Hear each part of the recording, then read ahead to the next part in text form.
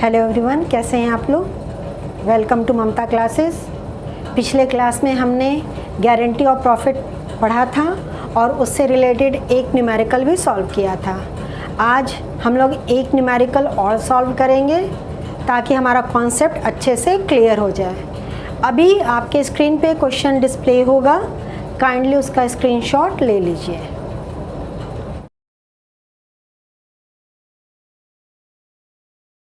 Let's start with the question. M, R and K were partners in a firm sharing profits and losses in the ratio of 3:4. तीन partners हैं M, R और K। Profit sharing ratio दिया हुआ है 3:4।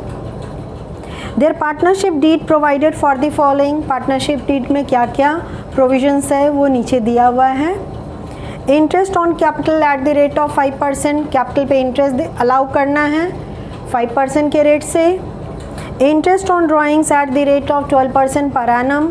Drawings पे interest charge करना है 12% per annum के रेट से। Interest on partners loan at the rate of 6% per annum.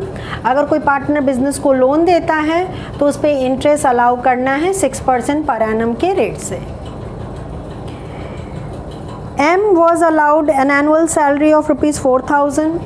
M को एनुअली सैलरी देना है 4,000। R was allowed a commission of 10% of net profit as shown by profit and loss account। Profit and loss account के अनुसार जो net profit आएगा उसका 10% commission allow करना है R को। And K was guaranteed a profit of 1,50,000 after making all the adjustments as provided in the partnership deed।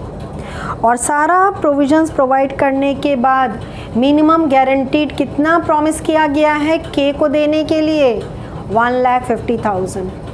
1,50,000 से कम प्रॉफिट का शेयर K को नहीं दिया जाएगा।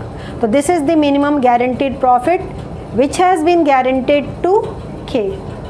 और फर्म गारंटर है यहाँ, क्योंकि कुछ नहीं बोला है तो फर्म गारंटर है। और फर्म गारंटर है मतलब रिमेनिंग दोनों पार्टनर्स हैं M और R, वही गारंटर हो गए। ओके, अगर K का शेयर 1,50,000 से कम आता है इन दी बैलेंस अवेलेबल प्रॉफिट, तो जो भी डेफिशिएंसी होगा उसको बेयर करेगा पहला और दूसरा पार्टनर। अगर डेफिशिएंसी बेयर करने का रेशियो दिया हुआ है तो डेफिशिएंसी बेयर करने वाले रेशियो में, अगर कोई रेशियो नहीं दिया हुआ है तो in their profit sharing ratio. ठीक है। Their fixed capital were M 5 lakh, R 8 lakh and K 4 lakh. Partners का कैपिटल यहाँ फिक्स्ड है और तीनों पार्टनर्स का कैपिटल दिया हुआ है। इसका मतलब सारा जो हम एडजस्टमेंट्स करेंगे वो किस अकाउंट के थ्रू जाएगा? पार्टनर्स करेंट अकाउंट के through. On 1st April 2021, Bhola extended a loan of ₹1 lakh to the firm। 1 अप्रैल 2021 को भोला फर्म को लोन दिया है 1 लाख रुपया। The net profit of the firm for the year ended 31st March 2022 before interest on Bhola's loan was 3,06,000। भोला के loan पे interest देने से पहले का प्रॉफिट है 3,06,000। मतलब ये जो 3,06,000 है इसमें सभी इंटरेस्ट ऑन लोन घटा हुआ नहीं है। Prepare profit and loss appropriation account of M, R and K for the year ended 31st March 2022। आपको profit and loss appropriation account बनाना है फाइनेंशियल ईयर के एंड में। And their current accounts assuming that R withdrew 5,000 at the end of each month. R हर महीने के end में withdraw कर रहा है 5,000। M withdrew 10,000 eight the end of each quarter. M का विड्रॉल क्वार्टरली हो रहा है और हर क्वार्टर के एंड में विड्रॉ किया गया है। And K withdrew 40,000 eight the end of each half year. और थर्ड पार्टनर हर एक हाफ ईयर के एंड में विड्रॉ किया है 40,000। Is the question clear? तो शुरू करते हैं हम इसको सॉल्व करना। चलिए profit and loss appropriation account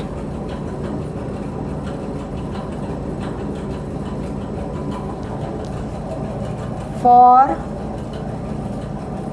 the year ended 31st March 2022. तो this is the format of profit and loss appropriation account. यहाँ पे पार्टनर के लोन पे इंटरेस्ट भी देना है, उसके लिए हम पीएल अकाउंट भी बना सकते थे, लेकिन हमने पीएल अकाउंट नहीं बनाया है। यहीं से उसको कैलकुलेट करके लेस करके बैलेंस अमाउंट हम आउटर कॉलम में लिख देंगे। तो यहाँ पे बाय प्रॉफिट बिफोर इंटरेस्ट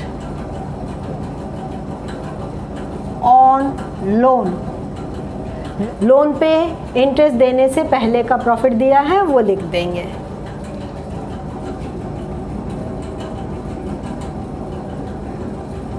कितना था? 3,06,000 लेस इंटरेस्ट ऑन लोन। कौन दिया था बाबू मेरे? R, on R's loan. अब चलिए वर्किंग करके आर के लोन पे इंटरेस्ट कैलकुलेट कर लेते हैं। Working note, interest on R's loan बहुत आसान है। 1 लाख लोन का अमाउंट था और 1 तारीख को ही इसने लोन दिया था बिजनेस को, तो 1 लाख का 6% इज इक्वल टू 6,000। 6,000 लेस कर दीजिए 3,06,000 में से, तो हमारा बैलेंस प्रॉफिट जो आउटर कॉलम में जाएगा it is equal to 3 lakh.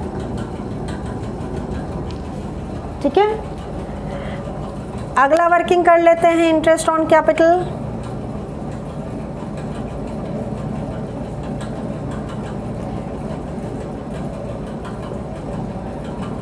M R and K. M का कैपिटल कितना था? 5 लाख और रेट ऑफ इंटरेस्ट है आपका 5%। तो 5 लाख का 5% 25,000। आर का कैपिटल दिया हुआ है 8 लाख। 8 लाख का 5% 40,000 और के का कैपिटल दिया है 4 लाख। 4 लाख का 5% इज इक्वल टू 20,000। चलिए लिखते हैं to interest on capital M's current account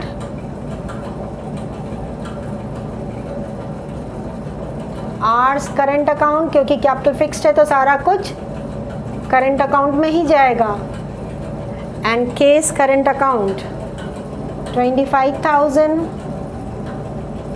40,000 and 20,000। Outer column में 85,000। ठीक है, टू सैलरी किसके करंट अकाउंट में? M's current account, and the annual salary was 4,000। To commission, और कमीशन किसको मिलना था? आर को, तो आर्स करंट अकाउंट बोल रहा है कि जो नेट प्रॉफिट आ रहा है प्रॉफिट एंड लॉस अकाउंट का, उसका 10%। तो हमारा नेट प्रॉफिट कितना आया था? 3 लाख। 3 लाख का 10% 30,000। जो अलाउ करना था अलाउ कर दिए। नेक्स्ट हम कैलकुलेट करेंगे interest on drawings.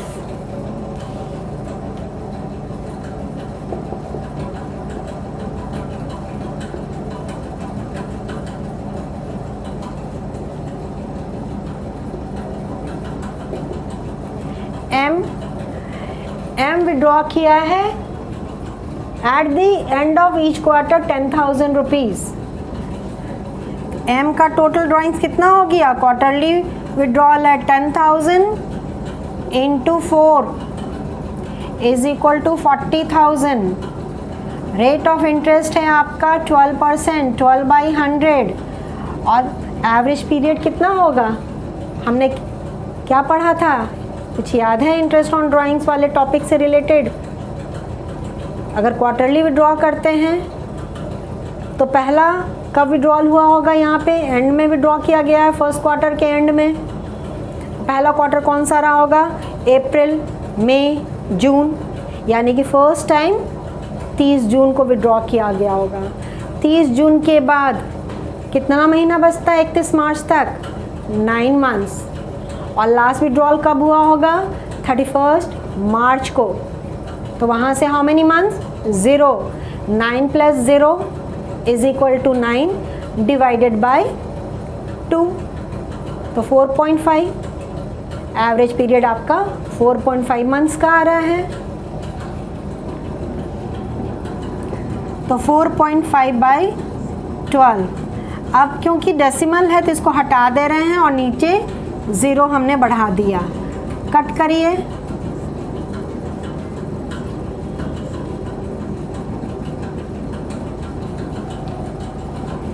1800। Are withdraw किया है हर महीने के एंड में। और कितना विड्रॉ किया है? 5,000 मंथली विड्रॉल है। तो उसका टोटल विड्रॉल कितना आ गया? 5,000 इंटू 12 इज इक्वल टू ₹60,000। पहले तो हमको एनुअल ड्राइंग्स निकालना होगा। परसेंटेज बाकी सब में सेम है, तो 12%। अब यहाँ पे इसका कितना महीना आएगा बाबू एवरेज पीरियड के रूप में? पहली बार वो विड्रॉ किया होगा 30 अप्रैल को। 30 अप्रैल से लेके 31 मार्च तक कितना महीना होता है? 11 मंथ्स। और 11 मंथ्स के बाद जो लास्ट विड्रॉल किया गया होगा पार्टनर के द्वारा वो 31 मार्च को किया होगा। तो 31 मार्च से फिर से 0 आया। 11 + 0 is equal to 11 divided by 2 is equal to 5.5 months. Average period आपका यहाँ आएगा 5.5 मंथ्स का। तो 5.5 है, फिर से हमने डेसिमल हटा के नीचे 0 बढ़ा दिया है। It is equal to 3,300। और लास्ट पार्टनर का विड्रॉल है के का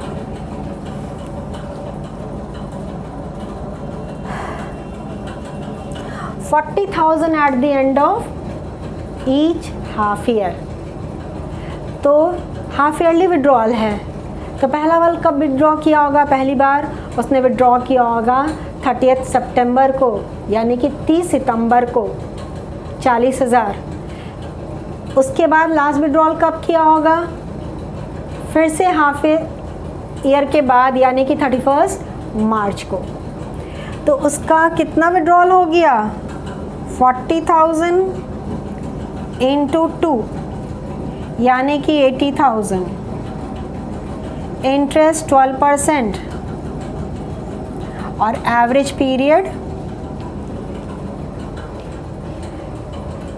अगर 30 सितंबर को विड्रॉ किया पहली बार तो वहाँ से 31 मार्च तक कितना महीना हो रहा बाबू मेरे? 6 months.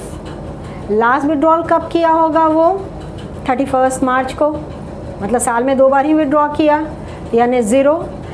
6 + 0 is equal to 6 divided by 2 average करने के लिए तो 3 होगी आपका, तो average period is equal to 3 months, 3/12।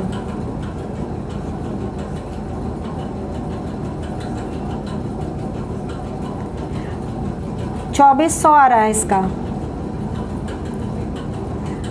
तो थर्ड पार्टनर का इंटरेस्ट ऑन ड्राइंग्स 2400। अब इसको हम क्रेडिट साइड लिख दे रहे हैं। By interest on drawings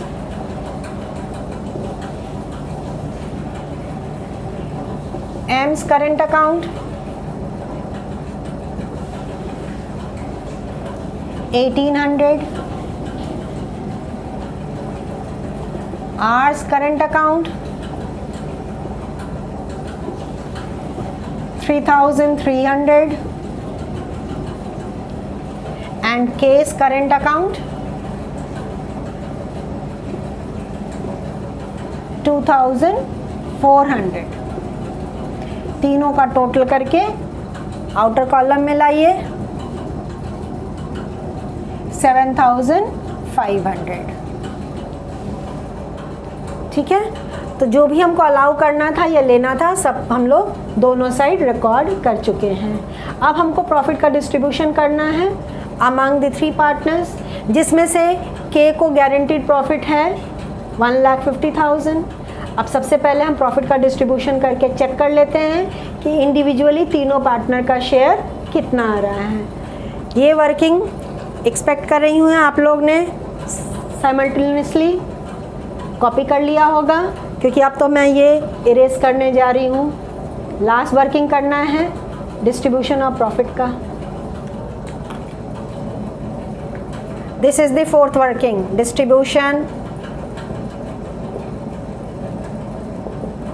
of profit.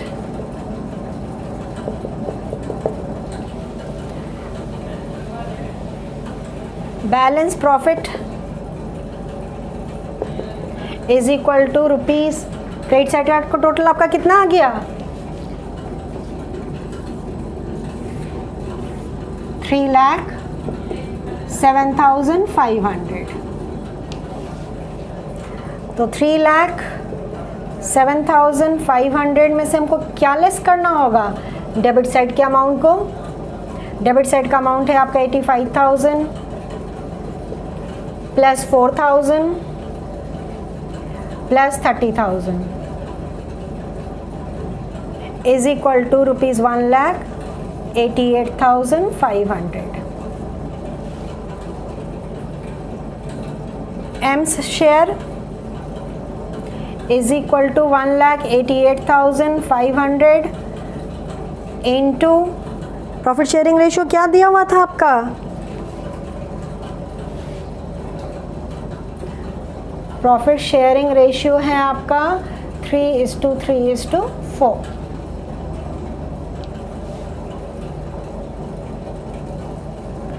तो 3/10 56,550। आर का भी यही शेयर था 1,88,500 इंटू 3/10 इज इक्वल टू 56,550 और के का share 1,88,500 into 4/10 is equal to 75,400। अब देखिए के का शेयर कितना आ रहा है प्रॉफिट में से। अगर के का शेयर कैलकुलेट किए हैं तो it is only equal to 75,400। अब निकालते हैं deficiency. Minimum guaranteed profit of के 1,50,000 less share in the balance profit balance profits में से उसको कितना शेयर मिल पाया है? 75,400। तो कितना डेफिशिएंसी आ गया? 1,50,000 में से लेस कीजिए 75,400।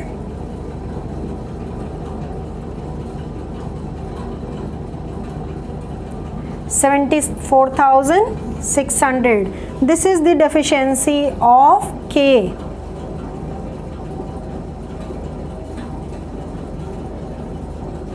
अब ये कौन बेयर करेगा? It will be bear by M और R in the ratio of 3:3, मतलब इक्वली। तो deficiency to be borne by M and R equally, तो इक्वली कितना देगा? 74,600 डिवाइडेड बाई 2। आधा M देगा और आधा R देगा। रुपीज़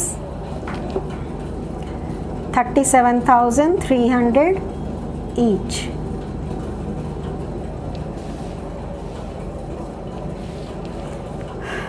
तो आपको क्लियर है ना? पहले हमने प्रॉफिट का डिस्ट्रीब्यूशन कर दिया in the given ratio. Given ratio था आपका 3:4, तो तीनों पार्टनर्स का हमारे इंडिविजुअल शेयर आ गया। अब देखने से पता चलता है कि के का शेयर 75,400 आया है, जबकि उसका मिनिमम गारंटीड प्रॉफिट 1,50,000 था। तो 1,50,000 में से 75,400 लेस कर दिए, तो डेफिशिएंसी हमारा आ गया 74,600, और ये बेयर किया जाएगा by the first and the second partner in their profit sharing ratio. तो प्रॉफिट शेयरिंग रेशियो दोनों का 3:3 था, यानी कि इक्वली दोनों बेयर करेंगे। तो 74,600 का हाफ दोनों पार्टनर्स के प्रॉफिट के अमाउंट से लेस कर दिया जाएगा। ठीक है ना? तो to profit transferred to current account, M कितना था? M का 56,550 लेस ट्रांसफर्ड टू K। यहाँ भी लेस कर सकते थे यहाँ कैलकुलेशन में, लेकिन यहाँ पे हम कर दे रहे हैं, कोई प्रॉब्लम नहीं है। 37,300।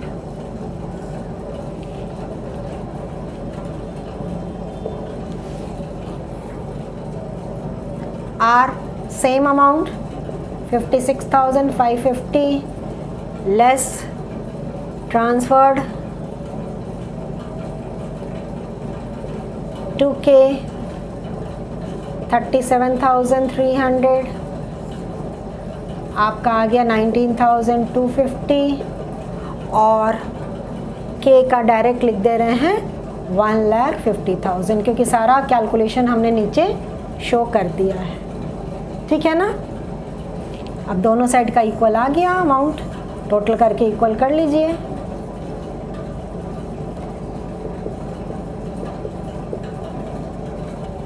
होप आपको ये पूरा क्वेश्चन समझ में अच्छे से आ गया होगा। इसमें सारा डिटेल में दिया हुआ था। अब आपका ये टॉपिक आज कंप्लीट होता है। हमने पूरा चैप्टर कवर कर दिया है इंडिविजुअली टॉपिक वाइज। अगले क्लास में हम लोग मिलेंगे नए चैप्टर के साथ, जो कि पार्टनरशिप का सेकेंड चैप्टर है, change in the profit sharing ratio. तब तक अपना ख्याल रखिए और खुश रहिए। बाय।